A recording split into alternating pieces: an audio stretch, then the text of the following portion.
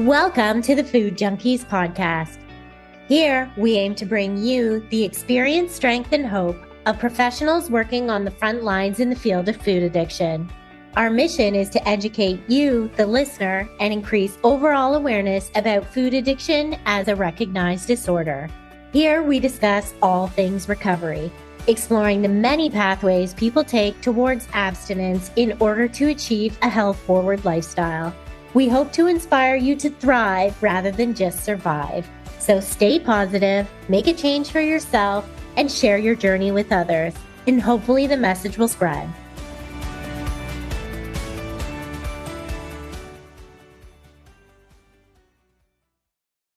All right there, Food Junkies listeners. So good to have you here with me today. I am here with Lucy Loch, and she's a doctoral candidate in the Department of Psychology at the University of Michigan. And her research focuses on the life course development of addictive-like eating, examining how early life experiences and exposure to ultra-processed foods influence appetite, self-regulation, and risk for later life health outcomes. Supported by the National Science Foundation Graduate Research Fellowship, Lucy bridges developmental and addiction science to uncover why certain foods and life experiences may make some individuals more susceptible to overeating. Her work has appeared in journals including Addiction, Current Obesity Reports, and Physiology and Behavior. Wow. Welcome, Lucy. I'm so excited. Oh, thank you so much. I'm so excited to be here. Yes, I was just saying how there are just so many levels and layers as to why this is such an important conversation, and I was really excited when you agreed to come on the show. So we always love to get started with the personal, right? Like what connects you to this work, right? How did you find yourself in this field of research and more specifically researching food addiction in older adults?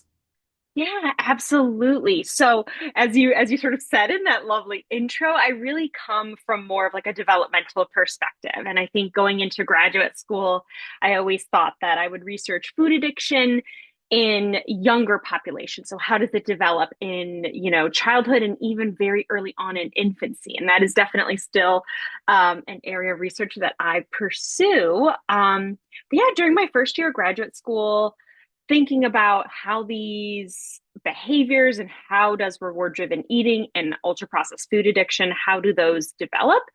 I also started to think about, okay, well, what are the consequences and what are maybe some of like the health manifestations of these behaviors and when do we see them throughout the life course?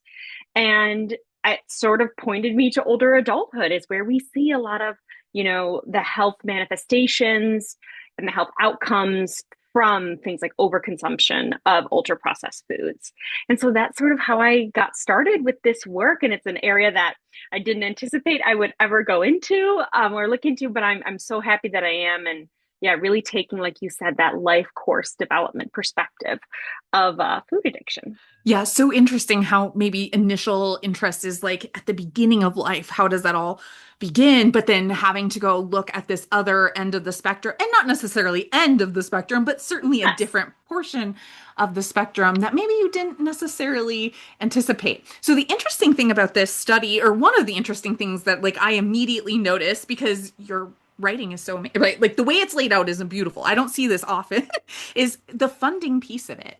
Right. And this study really did have some interesting funders. So it had AARP and Michigan Medicine, which, as you can imagine, these entities may want to know about health outcomes, that kind of thing, right? Healthy aging. But there was also NIDA and the VA, which their research usually focuses more on substance use, addiction, PTSD, that kind of stuff, rather than nutrition. So did having NIDA and the VA involved change how you approach this study?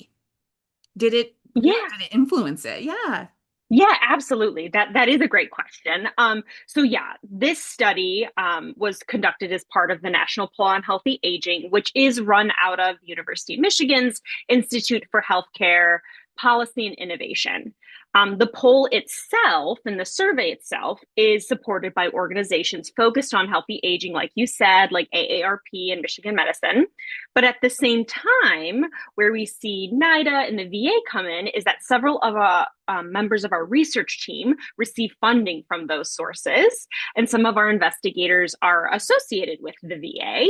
So while NIDA and the VA didn't directly fund this particular study, those, addiction science perspectives, I think are, have certainly influenced the way we think about ultra processed food addiction.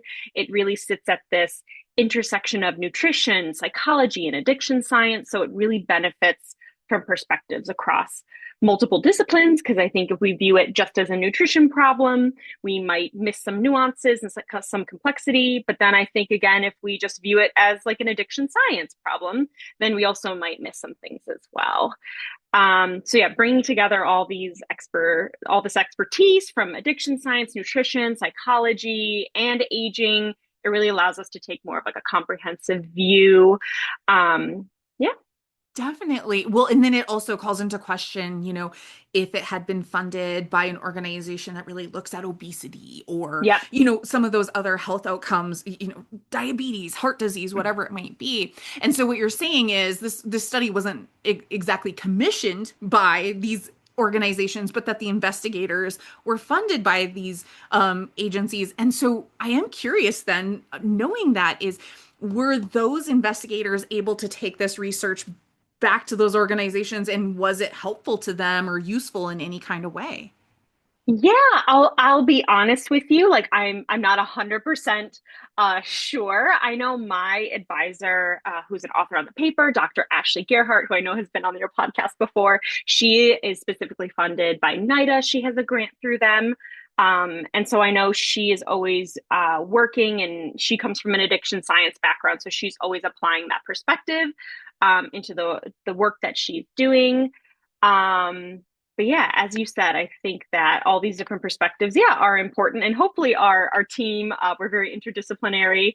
Hopefully they're bringing them back to, their respective fields and areas of work. Absolutely.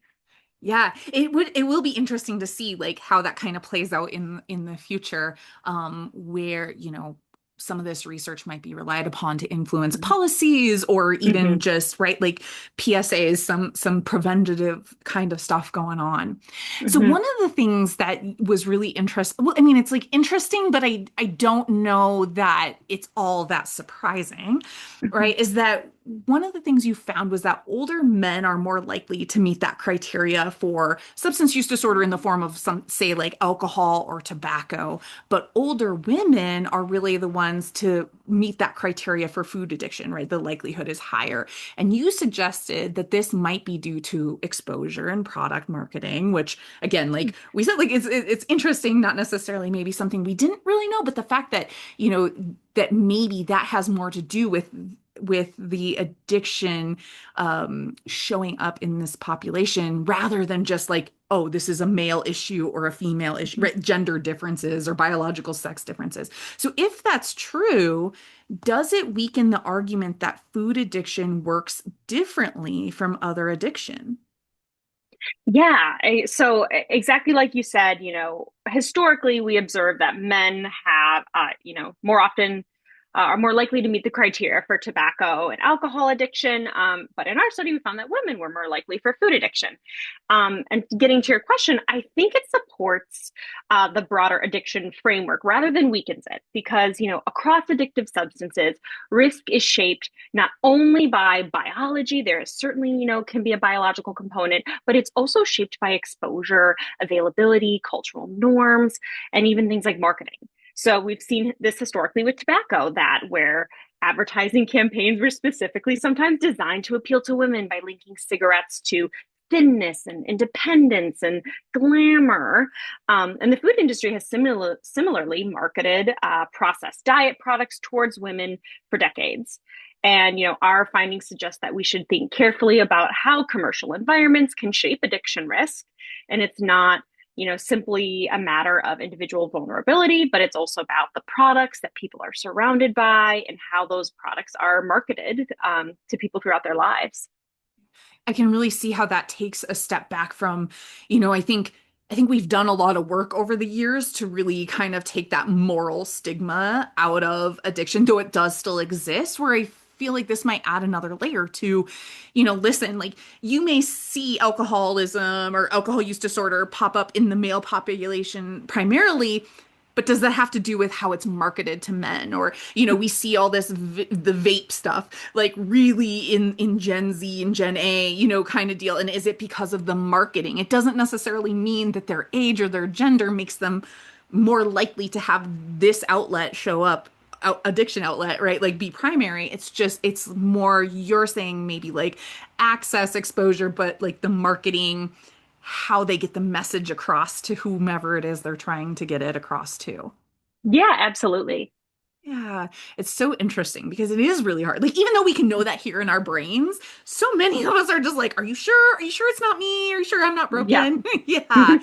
Yeah. And so then thinking about that, like the older women having the highest rates of food addiction, and you think maybe that might connect to like back in the day in the 80s, like when the low fat diet really kind of hit the market. Everything was like light or low fat or no fat. And then what came with it though was like the high carbs and the added sugar and that kind of thing. And those were things were again also heavily marketed, as you were saying, the diet industry.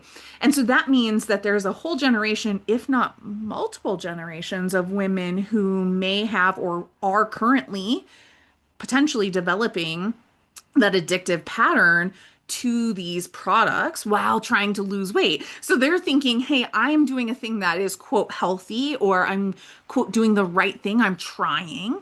I've been told in the early 2000s, right? This whole thing came out about the obesity epidemic overnight, and then the CDC had to walk it back, but the damage had already been done.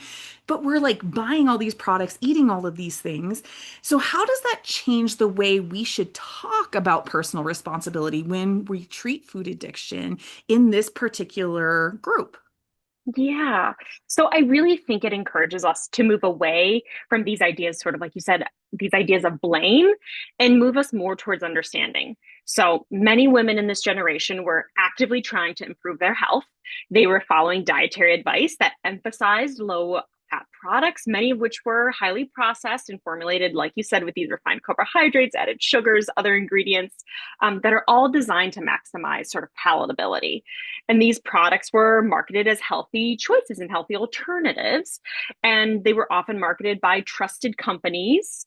But that doesn't mean, individuals have no agency, but it does mean that their choices occurred within a food environment that strongly shaped those decisions and those choices.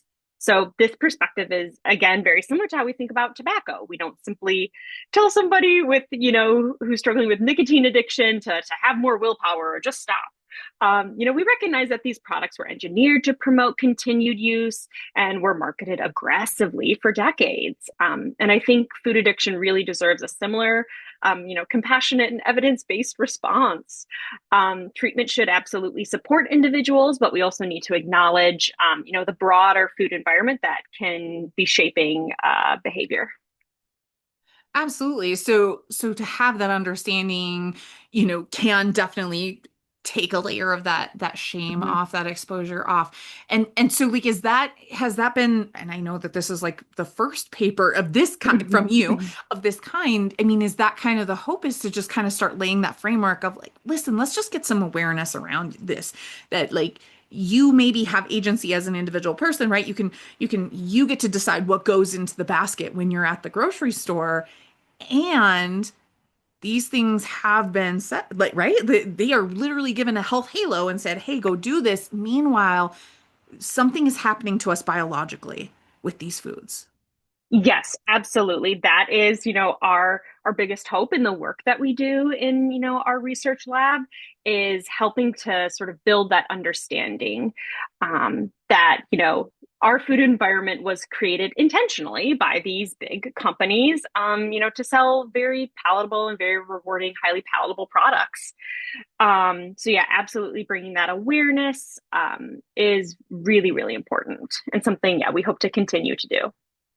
Yeah, absolutely. I would love like a workshop or even like a master class on Yeah. like how to debunk like the marketing. Like I think of myself as like a critical thinker. Yeah. I really like to, right? I'm very curious. I like to ask a lot of questions. I like to understand. But I know that I'm still getting taken. Like I am being taken on a ride that I don't even know that I'm being taken on by this marketing. And so it would be really neat to almost like be able to take this, whatever it is you're finding with the marketing piece of it or the messaging, the cultural kind of stuff, and just start to peel back those layers of saying like, here's the message and who's benefiting from you believing it, and is it really true, or is it designed for you to just spend money, for you to just get stuck in this loop of like, now you can't stop eating these things, so of course you're going to keep spending the money on the things. Yeah, it's so interesting, right? Like, it's not even about the products themselves all the time, right? It's about Yeah. how they're packaged, literally and figuratively. Yes, absolutely. I agree. Yeah. So, I guess the other thing that I found really interesting about your paper and the reason why I really jumped on this and wanted to reach out to you is because myself and one of the co-hosts, Clarissa, who was supposed to be here today but couldn't be, along with a team out of the UK and a team out of Sweden, we did like a clinical audit. So we took what we knew about all other substance use disorder treatment and we tailored it to the food. We did this audit with folks. We had 120 people. We had about 60 of them a year out, still willing to talk to us. And we kind of found the same thing, that the average age of our participants were right, they were primarily women. I think out of the 120, I think we had like two men, which is pretty abysmal. But I'm like, but we can't make them come. But yeah, they all averaged in age somewhere between 47, it was like 47 to 54, somewhere in there. And so it was really nice to see that you had taken a look at the age group again that we see. And I think we see them when we see them for intervention because it is progressed at that point, right? And like it's gone beyond, I can call this emotional eating. It's gone beyond, oh, I'm yo-yo dieting for the eighth time. I've lost 100 pounds, whatever it might be. Like something else is going on here. And so I think that also like contributes to changing to how we talk to this about, talk about this to people, is there's something deeper going Mhm. on. Yeah. And so, you do point out that this generation is the first, right, to have spent nearly or like only part of their life. So they had some portion of their life, because if we're looking at that age group of 50 to 80, as your paper did, I'm roughly, that's like 1976, right? Would be 50. Mhm. Right. And so and when we think about the 80s, this coming on, so they had some portion of their life not being exposed to at the level or the rate that they are now of these ultra processed foods. And obviously I'm a zennial. I'm an elder millennial. And then I think about my kids who are like Gen A. So like obviously there are generations that have spent their entire lives like immersed in this kind of environment. Do you expect food addiction prevalence to keep climbing with each successive like cohort, or is there kind of like a cap point, like a ceiling effect, like I don't know, like is it similar enough to alcohol, nicotine, Yeah. caffeine, that kind of thing? Yeah, so I think that's one of the questions that I'm actually most interested in studying next. And I hope to study, throughout the rest of my graduate career and into my, actual career. Like you said, yeah, younger generations have been exposed to these foods, honestly, sometimes even from infancy throughout every stage of development. And based on what we know about addiction more broadly, earlier and more prolonged exposure often increases the risk. That does make me concerned that future generations could experience earlier onset, greater life, and a greater lifetime burden of ultra processed food addiction. Whether prevalence continues increasing indefinitely, it's hard to predict. There may be ultimately, a ceiling imposed by biological or environmental factors. But I think the important question is whether the severity, the duration, and the health consequences of food addiction increase as lifelong exposure increases. And really, what we need is longitudinal research following individuals across the lifespan. That's going to be really critical for answering those questions. Yes, and as you're sharing that, and you had said like your interest had initially been, like infant or young childhood, and there is a sentiment in the food addiction world, maybe not necessarily in the research world, but certainly like in the intervention world that's, for example, baby formula is a baby milkshake. Hmm. And I don't know if that's like actually true or if that's just something that we say, but then it potentially harms and shames where breastfeeding isn't possible for whatever reason, whatever it might be. And so I am a bit curious about that. Like, as we think about like this longitudinal thing, you know, what would it look like if a child is breastfed versus formula, and then like does the formula matter, all of those different things, because that's all I was just telling somebody the other day. I'm like, I know for a fact my mother gave us water with Caro syrup in bottles. Hmm. Okay. So we were all Wow. formula babies, and then in between we were getting water with Caro syrup. Wow. Okay. That's so Right. interesting. And I think your sort of like what you're getting at, Molly, is something that I really hope to address, honestly, in my doctoral dissertation. I'm really interested in specifically in infancy, this idea of like the dietary expansion period where infants are weaned, away from, breast milk and formula onto more of like a solid diet and really looking at like what foods are infants being, weaned onto. Are they ultra processed? How much ultra processed foods are, young infants consuming? And how does that, yeah, sort of shape reward driven behaviors and reward driven eating, throughout, early childhood and into their lifespan?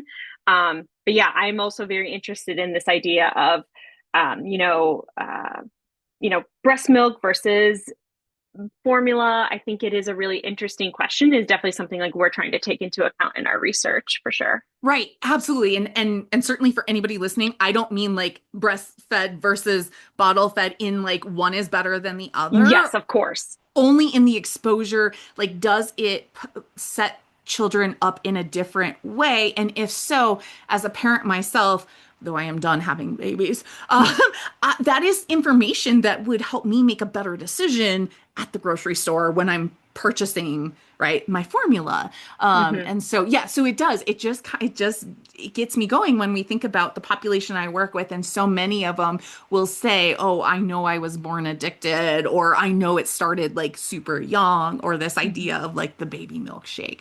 And so yeah, it would be neat to have um you know, like some actual concrete evidence, because I think colloquially we repeat these stories and they're not necessarily true. And I wish I had a really good example of that off the top of my head, but I don't. But I feel like we do like repeat these things, and then it turns out that like statistically speaking, that's like actually not true. We just believe that. Yeah.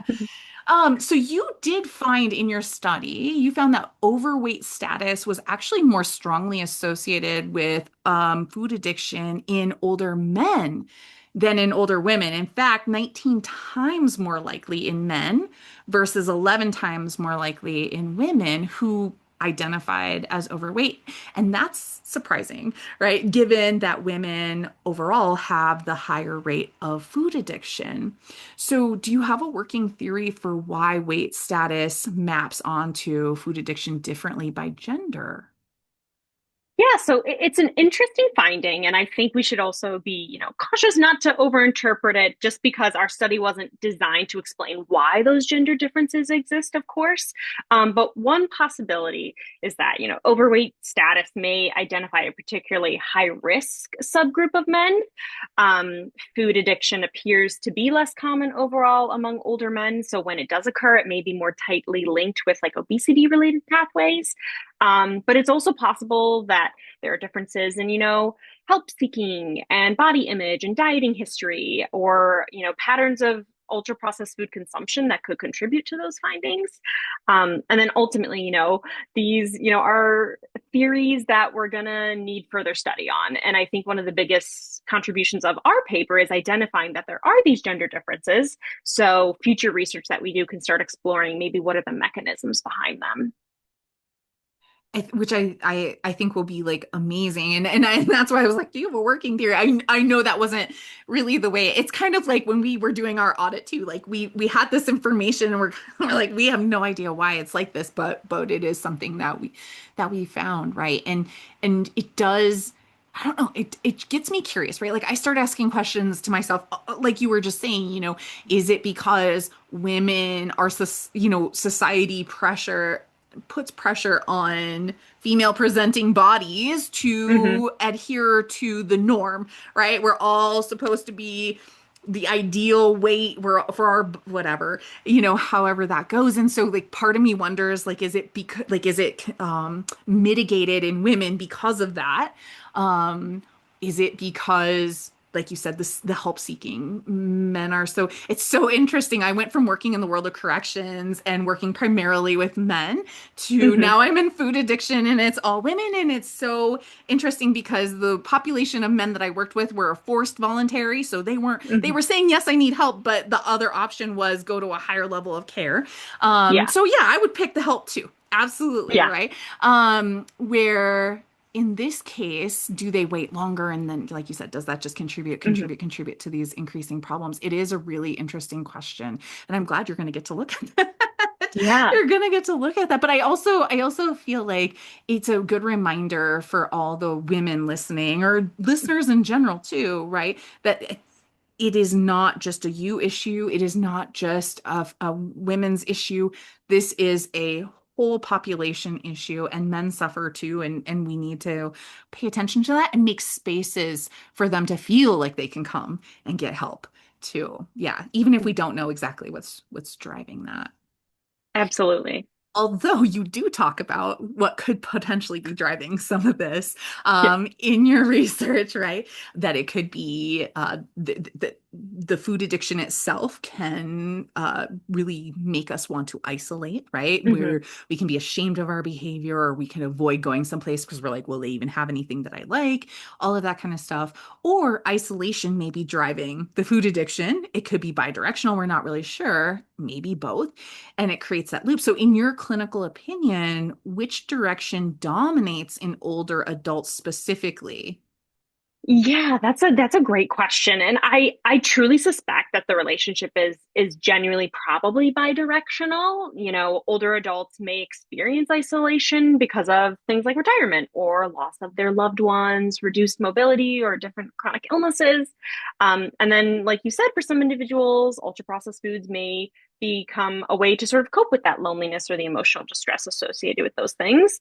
And then as you stated before that, it can contribute to greater isolation. There is previous research that has shown that individuals with food addiction sometimes avoid social situations because they feel embarrassed about their eating behaviors or they don't want others to see how much they're eating or what they are eating. And I think it's really important from a clinical perspective is recognizing that each of these sort of processes may reinforce the other and breaking either side of that cycle, whether it's through like improving social connection or addressing addictive eating, those could potentially improve like clinical, overall well-being. Absolutely. And that's just it, is like, how do we throw, the wrench in the cog kind of deal, and which is the more probable, and maybe it's going to depend on the person in front of me, right? If I'm Mm-hmm. working with somebody who lives on their own, who is also dealing with food addiction, it's like which one is going to get them first is kind of my question. And that I kind of clinically look at the situation, like which crocodile is Yeah. closest to the life raft. Yeah. Isolation in and of itself can be a real, like it can be a killer, right? Our mental wellness really depends on that. And failure to thrive is a real thing. I know Mm-hmm. that we see it more so in children, that kind of thing, but we hear stories of people dying not soon after their partners have died, or Mm-hmm. really kind of like losing that will to live. And so that would be that isolation side of things. And then sometimes if food is the only thing we feel we have to live for, right? And it can be so messy. And we have a lot. It's so amazing that we're seeing. Amazing is probably the wrong word, but we're seeing more and more. And I don't even know what the statistics are, but I think about current generations today, like the I want to say they're probably Gen Z or young millennials, right? They are not getting married. They are, Mhm. living, choosing to live on their own. They're not having kids, all of these things. And it's not meant to be a judgment on anybody's lifestyle choice. It's just an observation that then, as we get older, the things that we have to live for, if we don't have these lives that we've, right, the more social interaction, the hobbies, the purpose, the just the curiosity, the joy. I mean, you don't even have to have purpose if that isn't your thing. Life is meant to be experienced. If you don't feel like you can go experience life, this can really contribute to this issue. And we know, I mean, our research looked at, we also measured overall well-being, mental health Mhm. well-being. And what we found is that as they went on in the program and symptoms of food addiction went down, that their right well-being went up, that overall well-being went up. So I imagine as that cycle continues and our mental wellness drops further and further, like quality of life, oh, like we've got I'm all about intervention and prevention Yeah. for sure, for sure. And so speaking of that, then older adults, because we were talking about some of these other things, and then I think about, okay, older adults, we also see like this increase in like really random stuff that sometimes you don't want to think about grandma and grandpa, but like we see increase in like sexually transmitted infections. We Mhm. see an increase in alcohol use disorder. We see these things, and it's just really interesting because given that older adults are actually underscreened for these kinds of things, I'm like screaming out to any clinicians listening, like, please screen your older adults for these things, right? And food addiction not even being a formal diagnosis, do you think food addiction is currently showing up like misdiagnosed, like they're naming it something else, or is it invisible in geriatric medicine right now?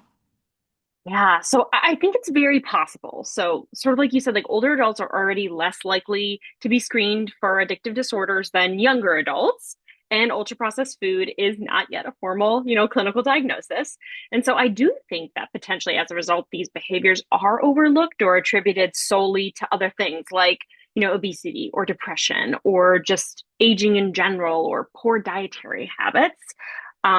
And like, our study does suggest that food addiction is associated not only with just physical health, but also with poor mental health outcomes, or self-rated mental health and greater social isolation.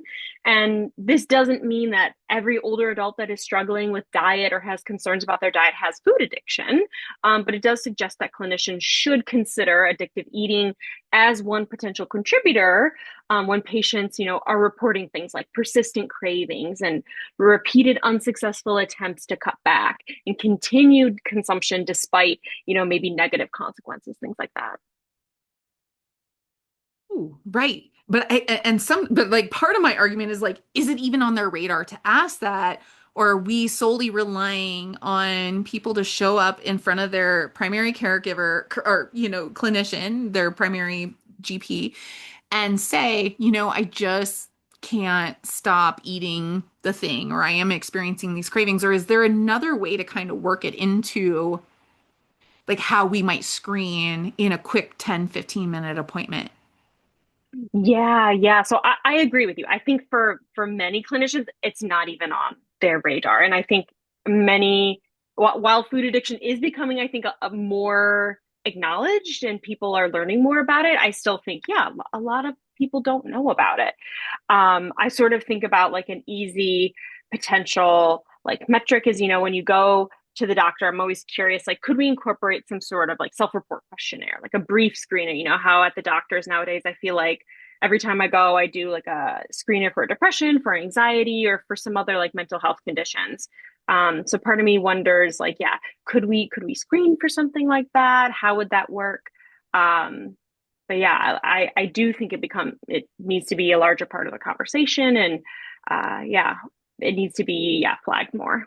Definitely. I mean, and I've heard some medical doctors who work in the field of obesity and who have food addiction on their radar. I've heard them Yeah. talk about using like the cage screen Okay. for alcohol, but like Yeah. they like will, because it's the four questions, will ask their patient to just replace it with food or whatever. But again, these are Yeah. individuals who are, they already have it on their radar Yep. and believe that it's a thing, maybe because they have their own personal story or whatever it might be. But yes, if there was some, I mean, like you said, we take enough of these screens anyway. Would there be a way Yeah. to get 3, 4 questions in there that would just help put it on the map a little bit more? Yeah. Because wouldn't it be really neat if instead of saying like, oh, hey, this is depression, let me prescribe you, an SSRI, an SNR, let me prescribe you. What if it was like, this, there's another option. It's not glorious and glamorous and simple as a pill, but there are some ways to help support your mental health and see if Yeah. anything changes. And if not, then we could maybe add this other tool, or whatever it might be. That would be really neat, Not that I'm opposed to medications. I'm really not. Like, if a tool works for somebody, let it work for somebody. But if it's misdiagnosed, then like, what are we doing? Yeah, Yeah. absolutely. Yeah. So you pointed out something interesting in your data too, that older adults who are underweight showed higher rates of food addiction. And you noted that maybe we should be careful about that, right? Because it's not, it was a small finding, right? 18 people. But future research, if it confirms the pattern, what would it mean for treatment? Yeah. So I I I agree. Yes, it was that finding was based on, a very small number of participants, so it should be interpreted cautiously. Um, and yeah, what I think it means for treatment, I think it encourages us to look a little bit more critically and say, like, maybe why? Why is that happening?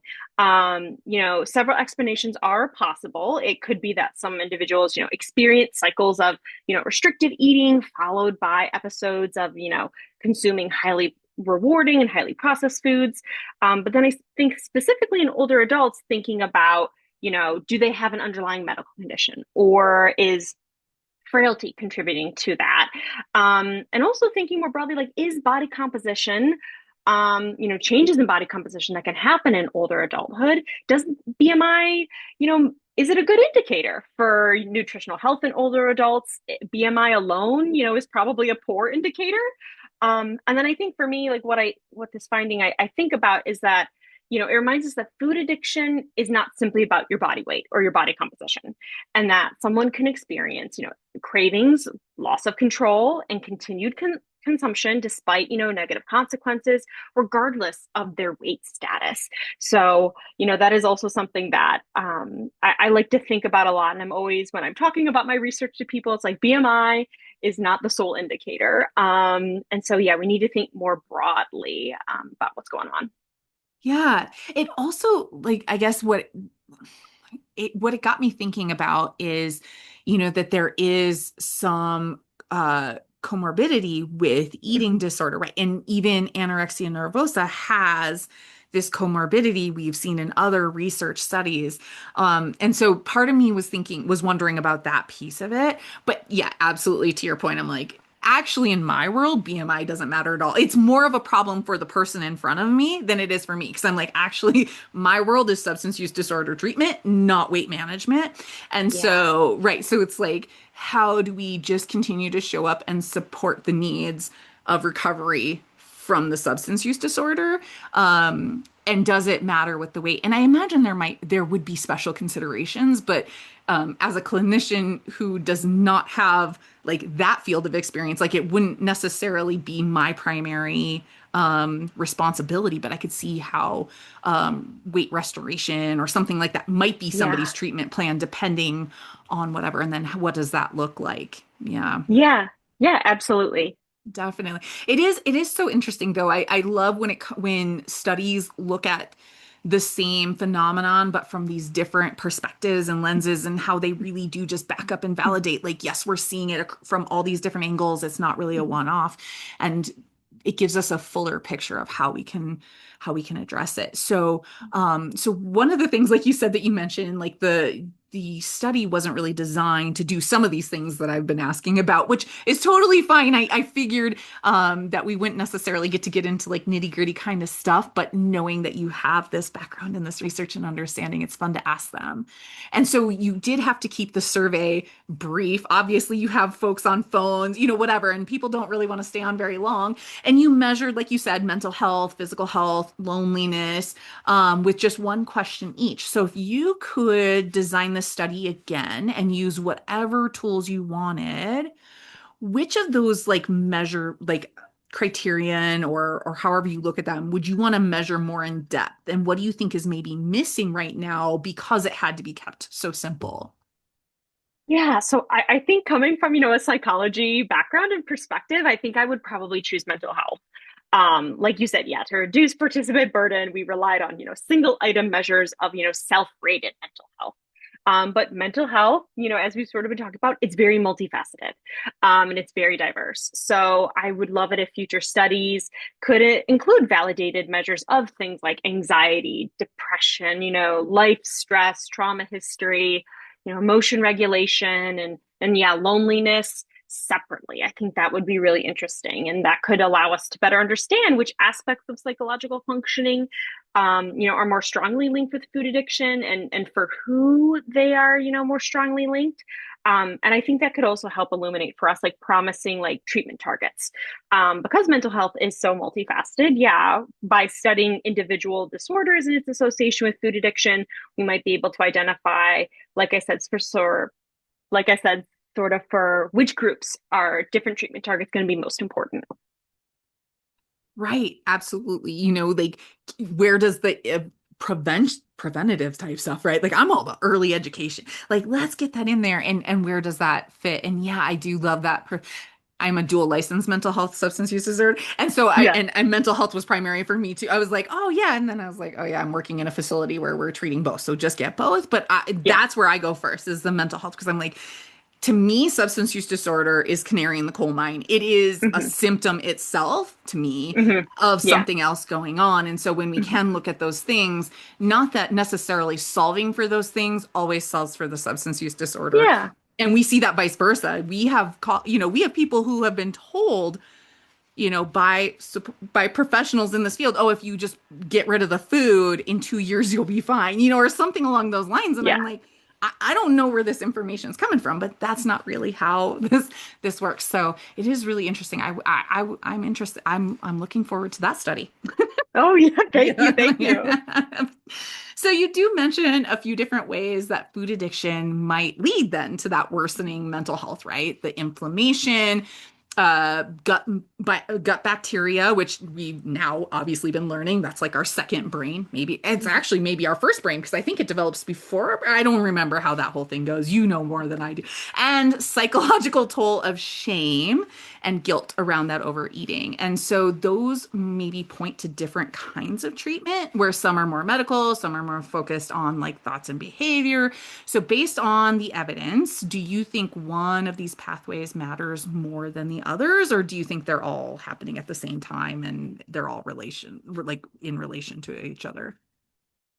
So I think at this point, I don't think the evidence supports choosing like one pathway over the other right now. Like you said, inflammation, alterations in our gut microbiome, things like chronic stress, shame, guilt, isolation, they likely interact with one another rather than operating independently. And so, yeah, that's one of the reasons that why food addiction can be so, complex. And then I think from a clinical standpoint, it suggests that treatment may also need to be multifaceted and, nutritional support, psychological interventions, how can we leverage, social connection and, broader environmental changes. Like, I think those are all going to play an important role depending on each individual.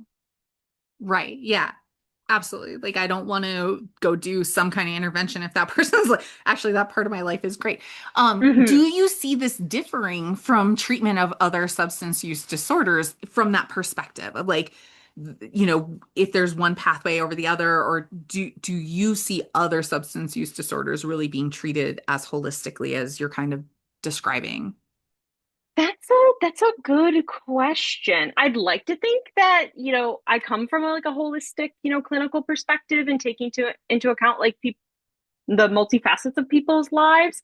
Um, I'd like to think that that's what clinicians are doing, and that's how, we view, substance use disorders. So from my perspective, yes, I think like if I hear about a patient, yeah, we're thinking about these different aspects. Yeah. Yeah, I feel the same. I always I have a couple of clients that I always keep in mind when like these kind of situations or questions really come up because I think about, this gentleman that I've worked with for years, in the past, and it was like alcohol use disorder. But the way that he got to me was because he wasn't able to keep his diabetes under control. And so his Hmm. doctor was like, you need to stop drinking, Yeah. but like the client himself had never put that together. And then how do I do that? And then it was beautiful because this rarely happens, but it was like they actually referred him. It was almost like a warm handoff, which Yeah. almost never happens, but it's so cool Yeah. when it does, right? And so then we got to work together with the medical team to say like, oh Yeah. yeah, and now we're seeing it in his soda use. Like he let go of the alcohol, but now it's in the soda, whatever. Yeah. And for him to have the biological markers, sometimes some people need that, right? Like the Yeah. CGMs or the Hmm. whatever it is that they're doing, the blood pressure numbers or whatever. And that was really, really helpful for him. Yet on its own, it wasn't as helpful. But in Yeah. combination, once the medical team and I could have some conversations and I could say to him, "Oh, have you mentioned that to your doctor or not?" And he'd be like, "I didn't even think to mention that." Right? Once we can start having those conversations, it's really kind of neat how somebody's recovery can really like be fast tracked in some ways. Yeah, So, absolutely. so I love that. I love that holistic perspective, especially when we look at it as a biopsychosocial, Hmm. emotional type disorder. Yeah. So, how would you like to see our care for the older population change in the future regarding addiction in general and food addiction specifically? Yeah, so I think I mentioned it earlier a little bit. Yeah, older adults are, more often than not under screened for, substance use disorders and, addiction. So I'd like to see addiction become, more of a routine part of, healthy aging care. We were talking about, we screen older adults for things like depression, for falls, for memory concerns, and for other chronic diseases, because we know that early identification and intervention, that's really important. And I hope we eventually adopt, a similar mindset towards, addiction. And that includes, food addiction. I'd like to see that care for older adults, but for people more broadly as well, moving away from simply advising people to eat better or to make healthier choices.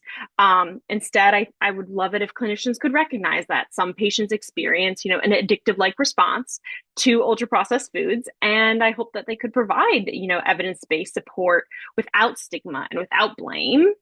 But I also, recognize that clinical care often is, not enough. And we need to support public health and different policy efforts that make, minimally processed foods and nutritious foods more affordable, accessible, and appealing to people. I think it's not just a question of, we need to get rid of ultra processed foods. I don't think that that's the answer necessarily, but yeah, it's really how do we make those minimally processed foods available? And I think ultimately, if we want healthier aging, we need to create a healthier food environment that supports people rather than constantly working against them. Yeah, absolutely.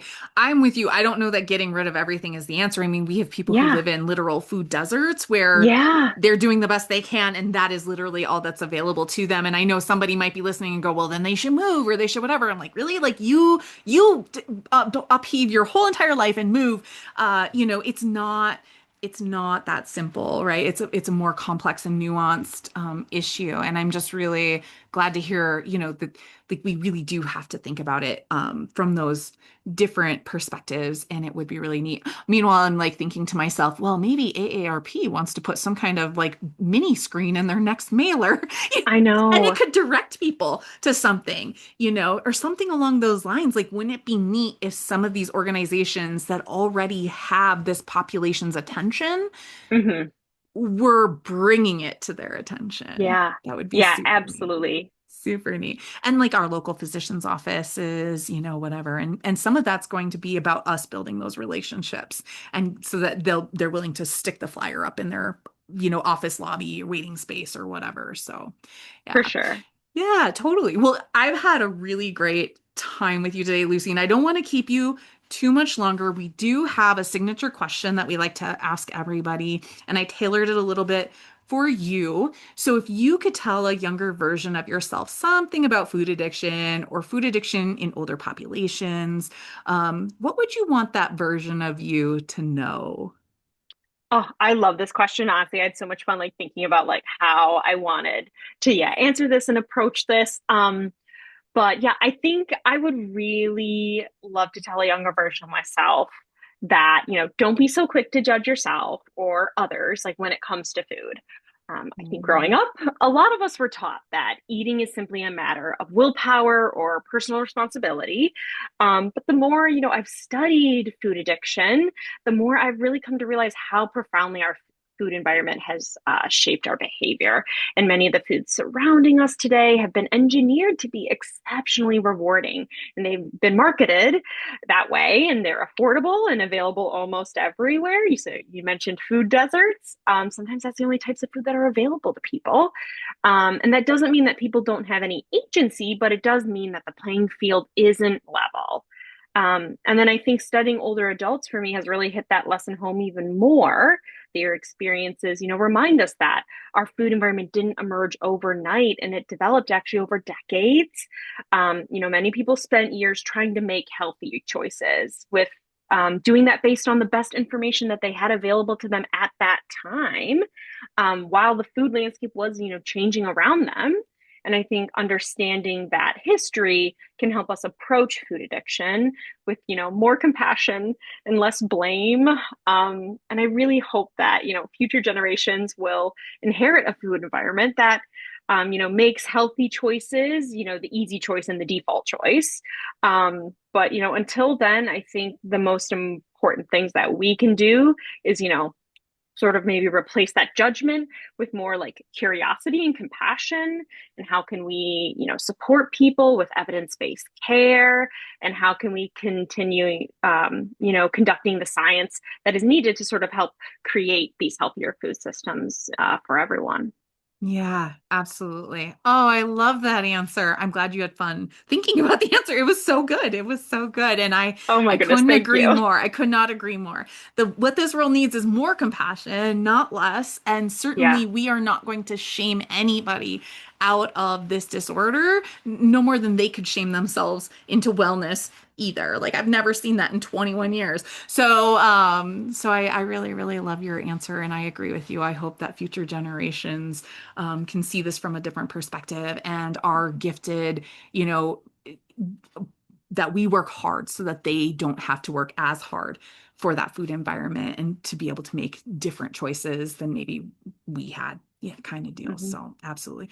Thank you again so very much. I truly, truly appreciate all your time, the research you've been doing, and I definitely follow you on Google Scholar, so I'll know when when you've released your next research. So, thank you again. Oh my goodness, thank you so much. It was so lovely to chat about this.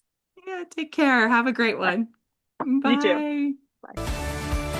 Thanks for joining us this week on Food Junkies Recovery from Food Addiction. Make sure to join our Facebook group, Sugar Free for Life Support Group. I'm Sweet Enough. Molly and Clarissa are food addiction professionals who offer one-to-one counseling and group coaching through Sweet Sobriety. Please subscribe to our show so you never miss an episode. While you're at it, if you found value in today's episode, we'd appreciate you leaving us a review on your favorite platform. Your feedback helps grow our show and allows us to reach others who need to hear this message of recovery. Don't forget to pick up a copy of Dr. Tarman's book, Food Junkies. And as Vera always says, the power is ours.